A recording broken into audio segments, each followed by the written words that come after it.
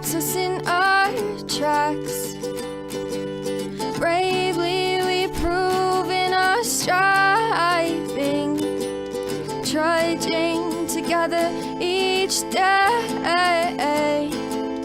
Where there's a will, there's a way.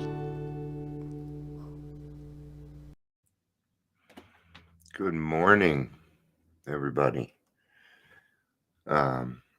We had somebody on Instagram. If you're still there, welcome, Rose. It's good to have you on. Looks like Facebook is picking up here already. It's a good sign. Maybe they got some of their stuff taken care of. So if you're here, please say hello, whether you're watching the live or the rewatch. And of course, welcome to the Daily Trudge. My name is Dion. I'm the host.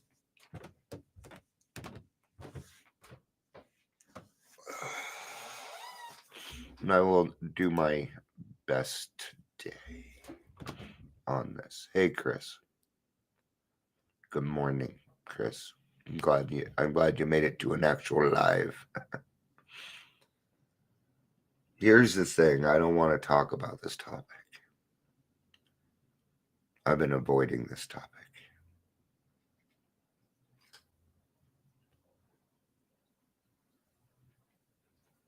Because talking about my kids right now hurts.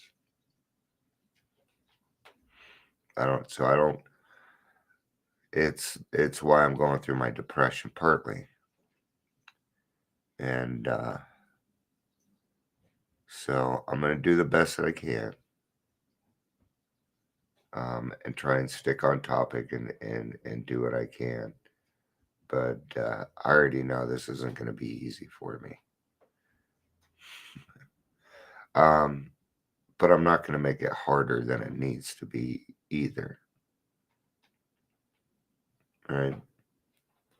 So I'm going through some things with my kids right now. And it isn't so much that they didn't call me on my birthday. Now they're just avoiding me because they missed that, which sucks even more. But it's just, my kids begged and begged me to get sober. And when I did, I haven't seen hide nor hair of them. Right? I haven't seen my grandkids in months.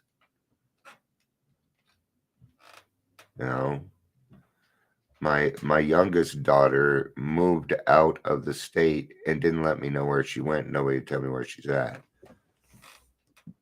Things like that. When I was seeing those grandkids every 2 weeks, and then all of a sudden they're just gone. I reached out to one person, her name's Beth, and asked her, hey, do you know if she's okay? And she wrote back.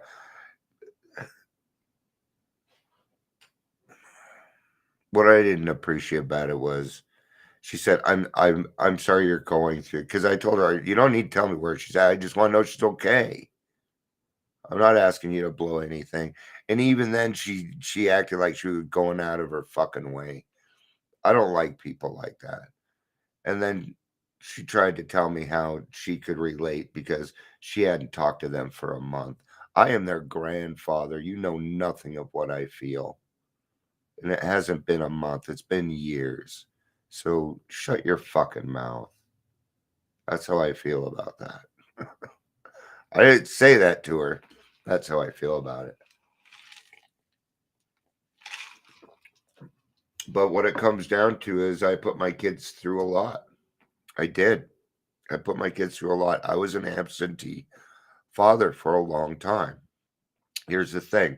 I'm not that person anymore. I'm not that person. So it doesn't fall on me at this juncture.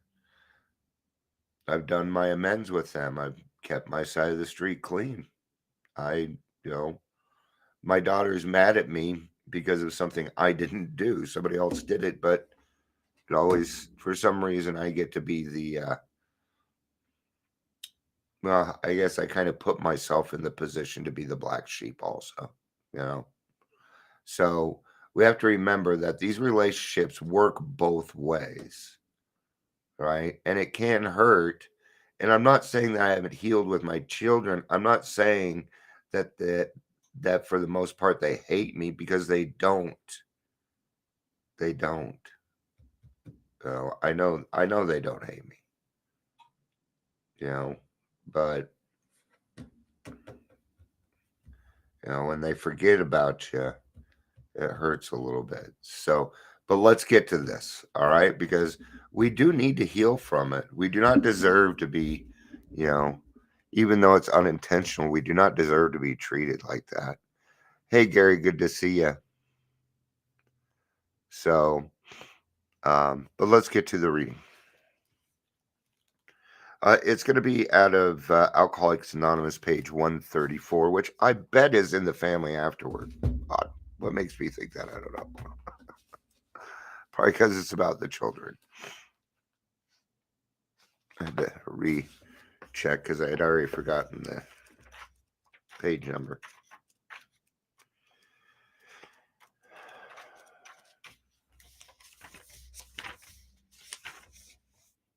Yep, this is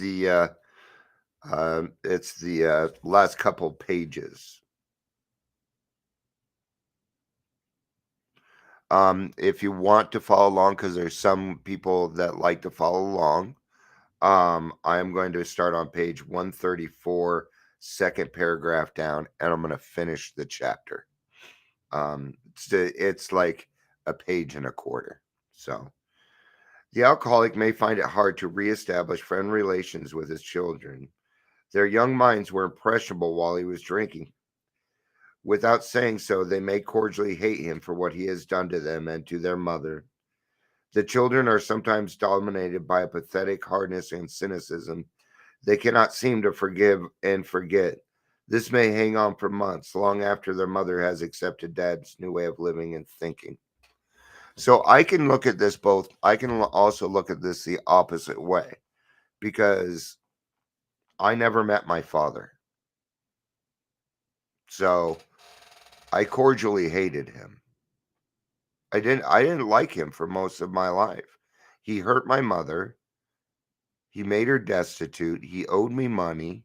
He didn't want to be a part of my life, just like everybody else. And it was just an add-on to what I was going through. Okay. And then when people weren't honest with me on who was my father, even though I already knew, but continued to lie to me, it made it even worse. So I ended up with a pretty big resentment towards my biological father. And I hadn't even met him. Right? In time, they will see that he is a new man, and in their own way, they will let him know. When this happens, they can be invited to join in morning meditation, and then they can take part in the daily discussion without rancor or bias. From that point on, progress will be rapid. Marvelous results often follow such a reunion. My kids aren't really up for that. They don't want to join me in my morning meditation. Okay? That's very uncomfortable to them. Two of the kids are introverted and two of the kids are extroverted. You probably know which ones. Shannon's kids are introverted. My kids are pretty extroverted. We tend to run our mouths even when we aren't supposed to, right? That's definitely my son and my daughter and me. Whether the family goes on a spiritual basis or not, the alcoholic member has to if he would recover.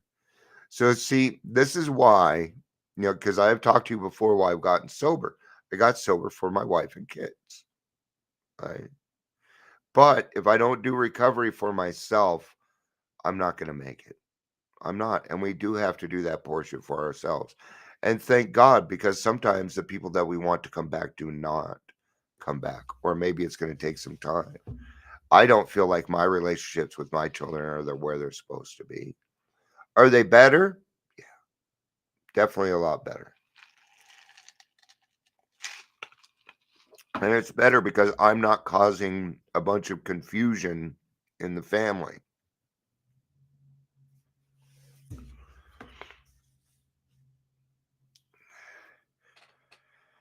The others must be convinced of his new status beyond the shadow of a doubt. Seeing is believing to most families who have lived with one drinker. Here's a case in point. One of our friends is a heavy smoker and coffee drinker. Oh, shit. There's no doubt he overindulged. Seeing this and meaning to be helpful, his wife commenced to admonish him about it. He admitted he was overdoing these things, but frankly said he was not ready to stop. His wife is one of those persons who really feels there is something rather sinful about these commodities. So she nagged, and her intolerance finally threw him into a fit of anger, and he got drunk.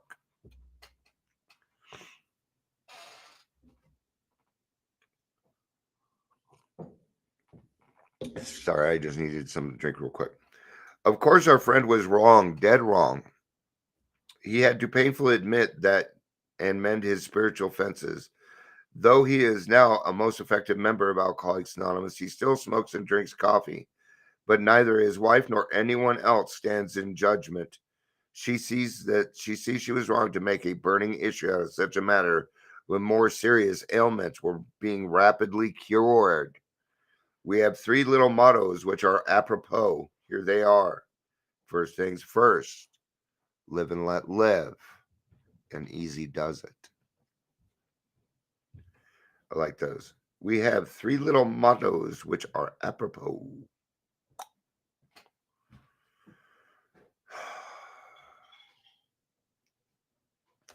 So, I don't know if you guys went through this or not. I went through this where, and my kids didn't really, but my wife would try and help me in my sobriety, and she wasn't allowed to, and it used to frustrate the fuck out of her. I would tell her, you gotta let me fail all by myself. You gotta let me make it all by myself. And what she told me was, Dion, you had told me when you were drinking at one point that most marriages don't make it through alcoholism and the repair of, because a lot don't. A lot of times the other person doesn't want to change, or it's too little too late. In a lot of times, we do still get sober because of it, but that person may not come back into our lives. So I had to let her know that I wasn't going anywhere. So, and I still prove that to her, that I'm not going anywhere. Um, See, what usually happens is somebody outgrows somebody else, but she doesn't understand how far ahead of me that she is. Okay. I'm catching up to her, not the other way around. Okay. She's been doing this a lot longer than I have, all of her life. Okay. I'm newer to it. We are newer.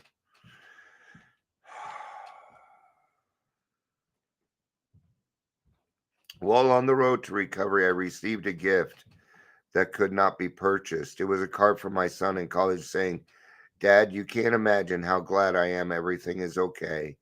Happy birthday. I love you. My son had told me that he loved me before. It had been during the previous Christmas holidays when he had said to me while crying, Dad, I love you. Can't you see what you're doing to yourself? I couldn't. Choked with emotion, I had cried. But this time, when I received my son's cards, my tears were tears of joy, not desperation. What a great move, to go from I love you, please get your life together to I love you, thank you for getting your life together. Right? And we do have a chance to break generational curses in a sense. I mean, we can with some of the things. Unfortunately, alcoholism is hereditary and we are born with it. So you're not really going to, in a sense, you can break generational curses.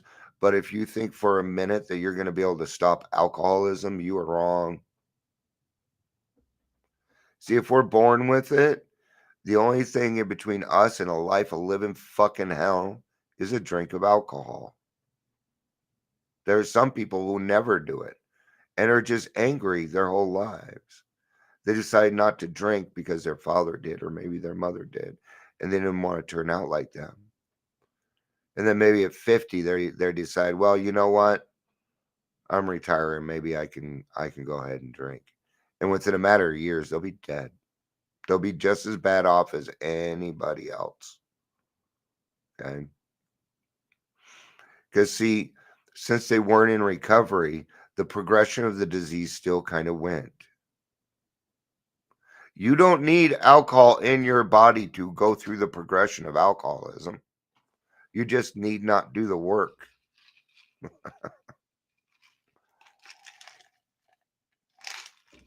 Because I was restless, irritable, and discontent before I drank. Okay? That part that they talk about in doctor's opinion, that we're restless, irritable, and content until we can at once feel the sensation of that alcohol. It's what it was all about for me. And I would never ever find it again. I would never find that.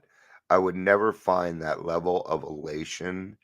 I would never find that feeling again. I would find other feelings that would replace them, that were bigger and newer and held a lot more substance in my life, and that was God.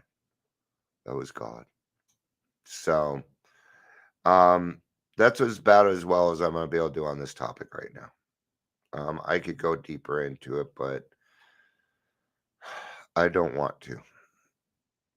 So it's something I'm working on right now by myself. And it's not affecting me, but um, you know, it is making me depressed, but not so depressed that I can't do other stuff. So let's just say it's on my mind a lot because they're my kids. I love my kids. You know, I want to see my fucking grandkids. That's why I hate this disease sometimes. But at the other hand, I'm grateful for it. So what's our choice to be? All right. I love you guys. Thank you for being here. Gary and Chris, thanks for hanging out. It was good to see you both. I needed you here today. I appreciate it. All right. Thank you, everybody, for being here. I love you. Peace out and have a day. Bye bye.